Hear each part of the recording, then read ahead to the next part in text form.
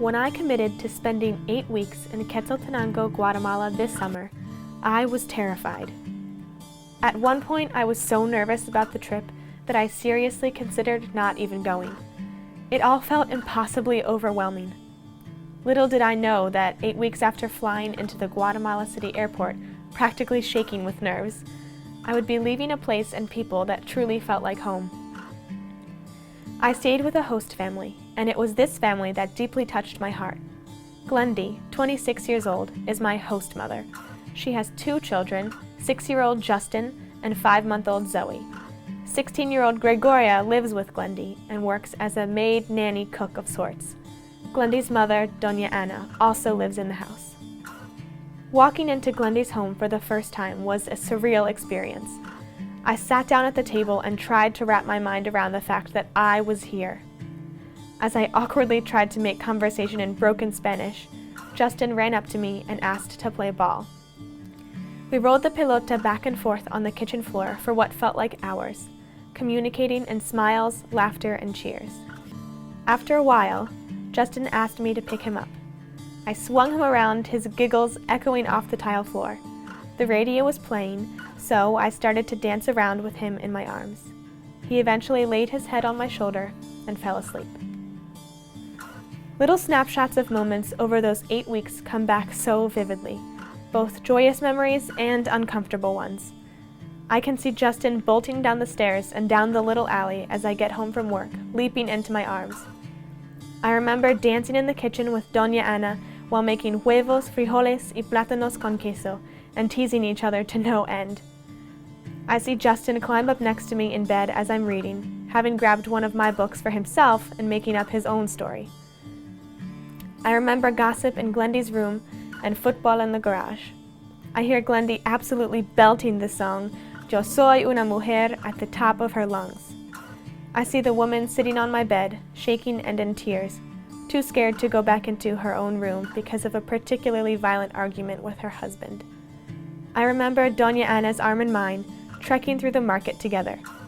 I can still see the moment when Gregoria came home a day early from visiting her family, and how we flew into each other's arms, laughing and grinning like schoolgirls. One particular moment, however, does stand out to me. It was my last night in Quetzaltenango before an early flight the next morning, and we were all sort of pretending that it really wasn't going to happen, that I wasn't really going to be leaving in less than 24 hours. Justin and I found ourselves playing pelota on the kitchen floor, as we often did, with the radio playing and the rain pounding on the tin roof. I picked him up and we danced around together.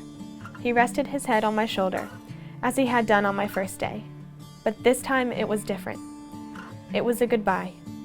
I was holding Justin for the last time, listening to the rain and the radio. I felt overwhelmed by sadness and a terrible ache in my heart.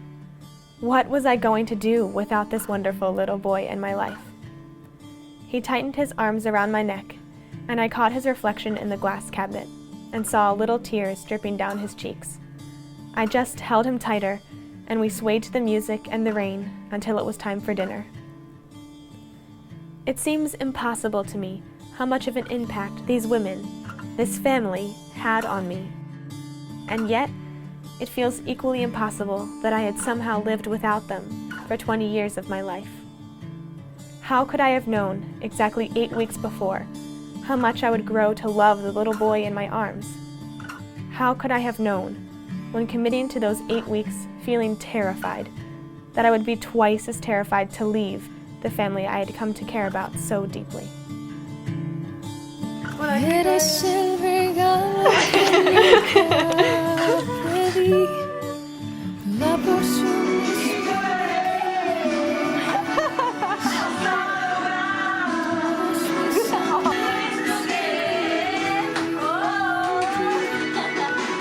quiero perderte, no lo quiero así.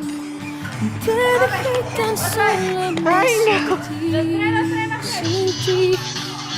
No quiero de nuevo estar así, así. Tómame en tus brazos, Soy parte de ti, soy parte de ti. Eres mi sol. Hola, Justin. Hi, Justin. My name's Colleen. Eres tú mi sol. ¿Qué es esto? Hola. Sustento. Eres tú mi sol.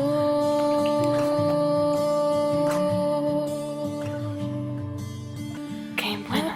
Adiós. Adiós, mamá Cristi.